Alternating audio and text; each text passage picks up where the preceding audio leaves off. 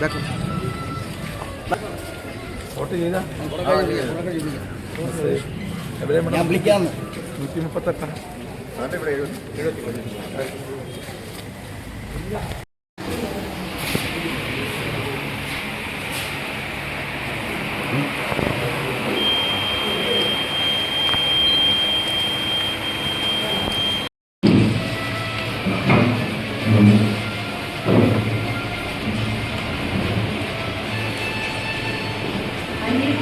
Sasidharan Nair K.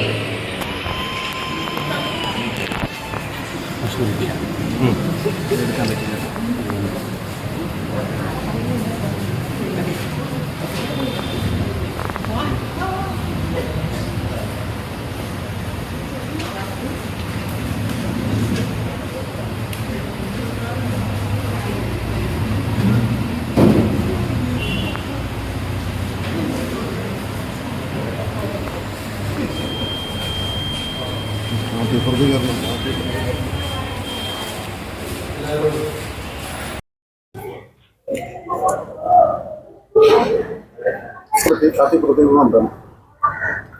ഇത്തവണ എൻ്റെ കാട്ടാക്കട തിരുത്തും.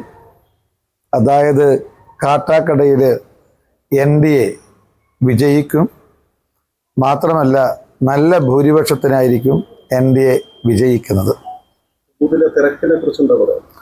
പൊതുവെ ഇപ്പോഴ് തിരക്ക് കുറവാണ്. പക്ഷേ സ്വാഭാവികമായിട്ടും പോളിംഗ് ശതമാനം കൂടുതലാവാനാണ് സാധ്യത. കാരണം ജനങ്ങൾക്ക് അവരുടെ ഭാവിയിൽ, മാത്രമല്ല വരുന്ന തലമുറയുടെ ഭാവിയിൽ ആശങ്കയുണ്ട്. സ്വാഭാവികമായിട്ടും ഇതുവരെ കേരളത്തിലെ മലയാളികളുടെ വോട്ട് പാഴായി പോവുകയാണ് ചെയ്തത്. ഇനി അവരുടെ വോട്ട് പാഴാകാൻ അവർ ആഗ്രഹിക്കുന്നില്ല. അതുകൊണ്ട് LDFനെയും UDFനെയും മാറ്റി നിർത്തി NDA രണ്ട് കൈയും നീട്ടി സ്വീകരിക്കുന്ന ഒരു തെരഞ്ഞെടുപ്പാണിത്. കോൺഗ്രസും മതിയായി, മാർക്സിസ്റ്റ് പാർട്ടിയും മതിയായി.